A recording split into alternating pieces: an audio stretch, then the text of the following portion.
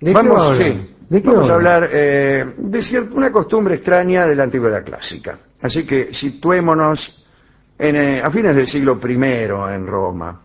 Plinio el joven, que era sobrino de Plinio el viejo, de quien usted habló el otro día, dijo una vez, mejor dicho, abandonó una reunión indignado y después le escribió a un amigo suyo que se llamaba Claudio Restituto. Es un lindo nombre para un amigo. Me parece un jockey. ¿Se entiende? Plinio el joven salió indignado de una reunión y le escribió a Claudio Restituto, viejo nomás. Que era un magistrado del imperio, en realidad. Decía la carta: regreso molesto de una lectura en casa de un amigo. El texto leído era de una gran perfección en todos los sentidos. Sin embargo, todos lo escucharon como si fueran sordomudos. No han despegado los labios, ni han movido una mano, ni estirado las piernas para cambiar de postura. Plinio se había indignado por aquella pereza o indiferencia del público, y es que en aquella época había una costumbre, y era esta, que los autores o escritores leyeran sus obras ante un grupo de amigos. Y existía una etiqueta para los oyentes y también una para los autores que leían sus obras. Por ejemplo, se esperaba que el auditorio proporcionara una respuesta crítica que podía servir incluso para que el autor mejorara el texto. Y por eso Plinio se había molestado por la indiferencia de aquel público. El mismo Plinio mostraba a veces sus ensayos o escritos frente a un grupo de amigos y luego los modificaba según la reacción de estos amigos. A Plinio le parecía que los que utilizaban las lecturas como simples eventos sociales eran unos rufianes. Contaban que algunos se sentaban incluso en una sala contigua para no escuchar lo que el autor leía y no le daban bolilla. Iban a comer la masita y tocar a la muchacha, como dice el tango. Esta gente incluso a veces llevaba a sus criados y los hacía escuchar, se hacían sustituir por el criado. Vaya y escuche lo que lea este tipo. Y se quedaban por ahí en el jardín o en otra habitación y cada tanto se informaban a ver si estaba cerca el final. Entonces, cuando el final se acercaba, ponían cara de que estaban muy interesados y saludaban al autor. El autor también estaba obligado a respetar ciertas reglas para que su lectura fuera bien recibida. Primero, era imprescindible encontrar el lugar adecuado para la lectura. Algunos ricos tenían en sus villas una especie de auditorium y recitaban allí o le prestaban a poetas amigos ese lugar. Algunos poetas, como por ejemplo Titino Scapito, eran al mismo tiempo pudientes, tenían sus auditorios y los prestaban para que otros poetas más pobres usaran de ellos. Bueno, una vez dispuestos los amigos en el auditorium, el autor debía presentarse sentado, ataviado con una toga nueva, nada de ir hecho un croto, la toga agujereada, y llevando todos sus anillos y sortijas en la mano o en las patas. Según Plinio, era una desventaja estar sentado y tener que ocupar las manos sosteniendo el texto. Así que la sola oratoria era esencial, porque no había espacio para gestos. Así que Plinio una vez pensó, y se lo contó a su amigo Suetonio, aquel de la vida de las 12 Césares, ¿no?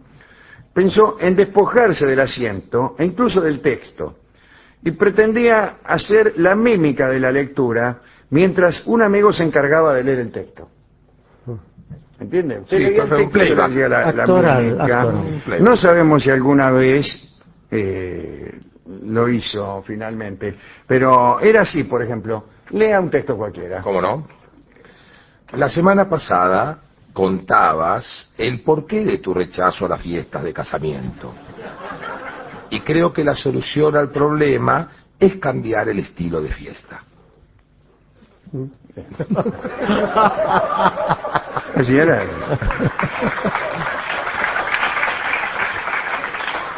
Aquellas lecturas a veces eran muy largas. Le informé a los oyentes que yo hacía los gestos. Sin ninguna gracia. Plinio asistió a una que duró 3 días. ¡Oh, amigo! Las hazañas de Rocambole. ¡Oh, la, la! Algunas duraban unas pocas horas, otras media semana. Pero las lecturas públicas llegaron a ser casi inevitables para aquel que quisiera ser reconocido como autor. Las lecturas públicas no eran exclusivas de Roma. Los griegos también leían públicamente. 5 siglos antes de Plinio, Herodoto de Halicarnaso leyó sus textos en los festivales olímpicos. Bueno, pero era muy común eso. En Olimpia, a la nochecita, cuando no había juegos de destreza física, los poetas, los historiadores, leían sus textos a la gente que andaba por ahí. Olimpia no era gran cosa, la ciudad donde eran los juegos. Era medio fulería. Pero la gente se instalaba en carpas, y allí en las fogatas estaban los poetas recitando. Era como las peñas de Cosquín. Exactamente, Exacto, pero era porque aprovechaban el amontonamiento para leer, ¿no? Bueno, y eran todos hombres, porque a las mujeres les estaba prohibido asistir a los Juegos Olímpicos. No las dejaban, no solo no las dejaban participar, sino que tampoco las dejaban ver los Juegos Olímpicos. Los atletas competían desnudos, pero esto no es, justamente, no es que no dejaban entrar a las mujeres para que no hubiera desnudo al pugilista fulano. No la dejaban entrar, y no los hubieran dejado entrar por más que compitieran en tricota. Bien, la última descripción disponible de una audiencia romana, de una lectura pública, aparece en las cartas del poeta cristiano Sidonio Apolinario, escritas en la segunda mitad del siglo V, fecha que nos hace sospechar que más que desaparecer la costumbre, desaparecía el Imperio Romano, ¿no? Es curioso porque Sidonio, en una de sus cartas, se lamentaba de que el latín se había convertido en una lengua especializada, extranjera para todos. Faltaba relativamente poco para que el latín se fuera dividiendo en las distintas lenguas. Cuando se cumplieron 1000 años del nacimiento del castellano, Borges dijo que no tenía tanto sentido vanagloriarse un pueblo por haber degenerado el latín antes que casi nadie.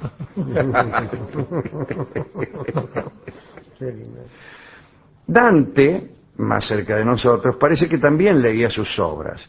En la corte de Guidobono da Polenta, en Ravenna, Dante leía su comedia en el idioma que él había defendido, y en que había escrito la comedia, desde luego, que era el italiano. Más adelante se recuperó la costumbre de lectura abierta. Ariosto leyó para el público palaciego, que rodeaba a la princesa Isabel de Gonzaga, el Orlando Furioso. ¿Eran de Boloña los Gonzaga? A ver si alguno se acuerda, creo que sí. En muchos casos, más que para un auditorio, los autores eran trasladados a leer en las cortes. En la antigüedad, el autor esperaba crítica y reflexión. Ya los que leían para los reyes llegaban consagrados, no es que no, ya eran autores consagrados que leían para los reyes y no es que estaban empezando. Mucho más acá, Dickens utilizaba su talento histriónico para la lectura de sus obras. En realidad, hacía 2 clases de lectura, nuestro amigo Charles Dickens. Una para los amigos, para pulir el último borrador, y las lecturas públicas, que eran actuaciones, y por las cuales Dickens llegó a hacerse famoso en sus últimos años. En una carta a su esposa, Catherine, Dickens afirmaba lo siguiente, leo a Dickens, tengo la carta aquí.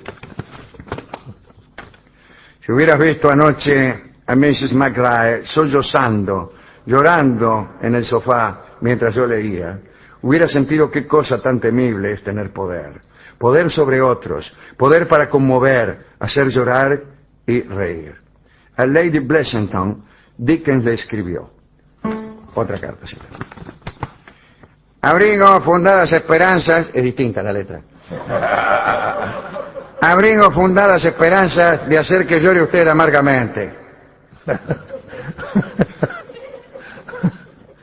El poder supremo de un artista es conmover de un modo artístico y de cualquier persona conmover de un modo amoroso.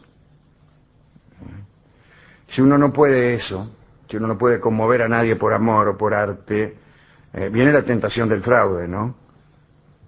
Hacer llorar de un modo fraudulento, incomodar, chantajear. Claro. Eso está mal. En estos tiempos en que estábamos, Alfred Tennyson empezó a leer en los distintos salones uno de sus poemas. Y dicen que lo que buscaba eran aplausos continuados, la confirmación de que su obra tenía un público.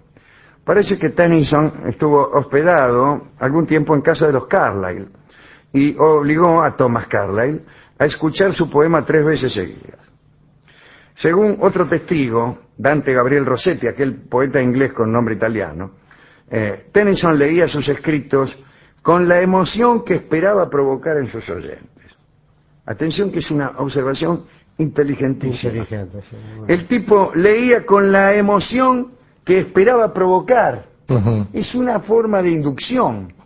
Es una No era- actuación. es una actuación. Es una actuación. Pero una actuación que, fíjate, no duplica la emoción del sujeto de enunciación. Supóngase que hay un tipo que está contando que su madre era lavandera y pobre. Sí. Entonces, él debería mostrarse apenado por esa madre y asumir el tono de un hijo, amargado porque su madre era pobre. Claro, lo hacía No, desde el relato. él asumía la emoción del oyente que Claro. oía contar Claro. el cuento de una madre pobre. Claro. Es otra Extraordinario. cosa. Como si él lo hubiese leído por primera vez, digamos. Exactamente, como si él estuviera oyendo eso por primera vez. Claro. Dijo Rossetti que aquella intensidad de sentimiento le daba asco. Parece que Tennyson leía con una almohadilla en la mano y la retorcía. Claro. Porque no es verdadero la emoción en sí, digamos, No, algo claro, que se produzca claro, la primera está vez. indicando de qué manera, al Claro. público de qué manera tiene que emocionar. Claro. Dickens, en cambio, era mucho más profesional. Hacía giras de lecturas, leía en almacenes, iglesias, librerías, hoteles, balnearios. Dickens había empleado mucho tiempo en aprender gestos y en perfeccionar sus formas de leer. Anotaba en los márgenes de sus libros cómo debía leer cada párrafo, qué tono utilizar, los gestos, y a veces se equivocaba.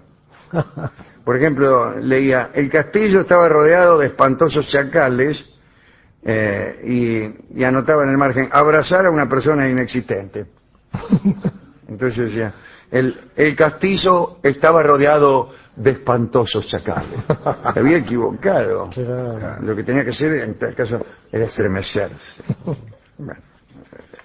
Sin embargo, Dickens no representaba a las... Qué lindo leer con eso, ¿eh? Claro.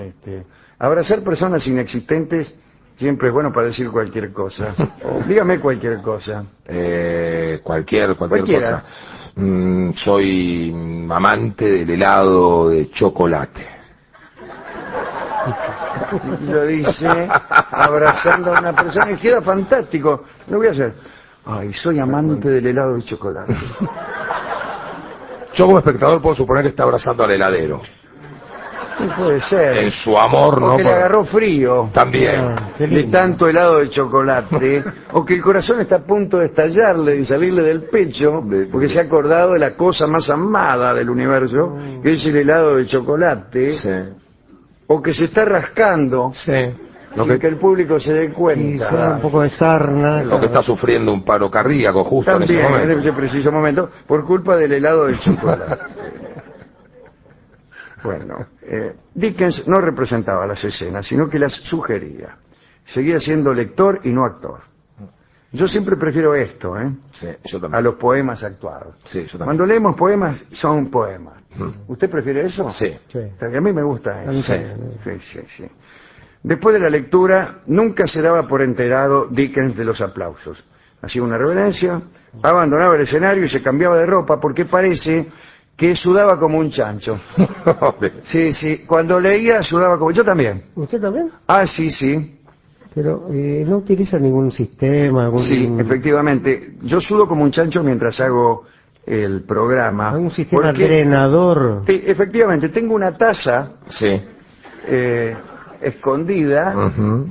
donde junto la adrenalina. Sí. La famosa taza de adrenalina de la que hemos hablado tanto. Bueno, hay quien dice que las lecturas deben hacerse a solas y en silencio y no en un lugar público. Según dicen, se debe diferenciar entre el avance lento de un libro leído en silencio y el estrepitoso encuentro con un autor en un anfiteatro abarrotado. Qué sé yo. Yo no sé si es más rápido leer en voz alta. Me parece que no, que es más rápido leer Sí. en silencio. Sí, claro. Se avanza más rápidamente. Así que... Hay una costumbre histórica y que yo considero maravilloso, que es la posibilidad del padre leyéndole a sus hijos, ¿no? Claro, qué maravilla es eso. Sí. Sí, sí. Antes se usaba mucho, Coco, querido, la lectura en familia. Después la televisión vino a suplantar eso con una gran ventaja, desde luego. Sí, claro. Pero yo que vivía en el campo, que iba mucho al campo, por ahí, en las noches, que no había mucho que hacer, Claro, nosotros y mi también. abuela acostumbraba a leer. Claro, sí, Acostumbraba a leer. en mi casa también pasaba lo mismo. Sí, yo tuve una novia que me contaba eso y a mí me produjo una profunda admiración desde el más absoluto desconocimiento, ¿no? Porque no imaginaba que se Siempre practicaba había, eso. por ejemplo, una hermana que les leía todo. Mi abuela era la hermana que les leía todo cuando ella era chica y después me leía a mí también, ¿no? Y ahí, usted fíjese, algunos libros yo los recuerdo no por haberlos leído yo, Claro. sino porque me los leía mi abuela. Y estoy pensando en Corazón, el libro de Amichis, y en Don Camilo, aquel de Guareschi, podría, y los versos de Almafuerte me leía mi abuela. Qué maravilla cómo el desarrollo de la imaginación, ¿no? Cuando uno le lee en... Sí, sí, y a oscuras. Y está bien. oscuras, ¿no? Qué Yo maravilla. tengo un recuerdo con respecto a esto, que era una maestra y yo siendo muy chico nos leía un libro que se llama Dylan Kifke, de María Elena Walsh, y yo tengo la sensación, ella lo leía por partes y tenía como marcada la parte donde se generaba alguna intriga o algo iba a suceder. ¿Y hacía gestos? No. Y cortaba el cuento en ese lugar. Y nunca yo tuve tantas ganas de volver al Un colegio. episodio, ¿no? Continuará. Exactamente, y nunca tuve tantas ganas de volver por eso solo, lo demás no me Mismo importaba que esa nada. fe ¿no? poética se haya perdido. Sí. Que incluso nosotros mismos, sometidos a ese régimen, a saber que un cuñado nos lea al oscuro, saldríamos huyendo. Sí. Sí, porque ya pero sí es verdad, los sentidos se han acostumbrado tanto a las emociones violentas, por ejemplo, que es la película Terremoto, Claro. son sensorón, que se te mueve el cine, que ya una tía leyendo de los Apeninos a los Andes resulta un embole. Un poco de efectividad, ¿no? Sí. Y no olvidemos que en el siglo XV o XVI había poca gente que sabía leer. Además. Claro, entonces se hacía mucho más necesario la tarea Del trabajo lector. del lector porque uno no podía leer. Yo no sabía leer, al menos no en el siglo XVI. Bueno, en este programa también ensayamos antes de leer, ensayamos cada uno de los gestos. Cada movimiento está absolutamente calculado. A veces ustedes se conmueven no tanto por lo que decimos, sino por nuestra gestualidad.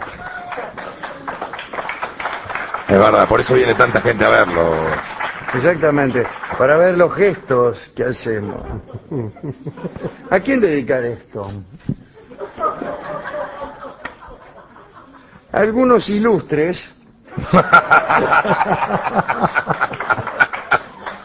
que nombramos en esta charla y aquellas personas que en algún momento de nuestra infancia nos leyeron cosas y que a lo mejor nos dejaron el hábito de la lectura, las voces que no se van de nuestra memoria. Y también a los que nos acostumbraron a que nosotros mismos, en la intimidad de nuestros cuartos y de nuestras soledades, aprendiéramos a conectarnos con el mundo de los libros. Dije la palabra intimidad porque el tango que tenemos es íntimas. Digo, para aquellos que prefieren la lectura personal, de pocas personas, sin gran aparato, la comunicación entre el autor y el lector en los libros tiene que ser íntima, me parece a mí. Sí. Y el mecanismo que uno pone en funcionamiento cuando lee, defiendo en este momento la lectura en silencio, ¿no? Que es otra cosa. Sí. Me parece que es diferente al mecanismo que uno pone en juego cuando oye, que la audición es más lenta. En cambio la lectura es más rápida por el golpe de vista, por la forma en que entran las palabras, entran todas juntas, Sí. Entran todas juntas, salvo que usted lea con el dedo. Claro. Pero las palabras entran juntas, usted las arma, y los mecanismos mentales son otros. Me parece a mí más rápidos y me sospecho que más ricos. Y también, Alejandro, me parece que no solo la entonación, sino la gramática en la escritura tiene un peso muy específico, y si alguien lee y no interpreta la coma que realmente claro, escribió el autor, claro. el tiempo, ¿no? Exactamente, Le cambia... la lectura oral es una dilación, dice usted. Claro, exactamente. Donde a lo mejor se caen. Sí. Donde quizás hay cosas que el autor no quiso decirla de esa manera. Claro, ¿no? pero también el lector puede malinterpretar. También el lector puede malinterpretar por mala vista o mala práctica. El caso es que el tango que vamos a escuchar defiende la lectura íntima, porque se llama íntimas. Si se llamara públicas, defendería la lectura pública, y si se llamara El día que me quieras, defendería el amor de algún modo. Claro. Es decir, no crean mucho en lo peor. Vamos a escuchar a Siriaco Ortiz y Ubaldo de Lío, un dúo extraordinario que se formó para tocar el estilo de Siriaco, que era un estilo muy sencillo, pero también muy grato, sí. Entonces, Siriaco Ortiz, Ubaldo, es que era un humorista extraordinario, Siriaco cordobés, y nuestro querido amigo y oyente, don Ubaldo de Lío. Adelante.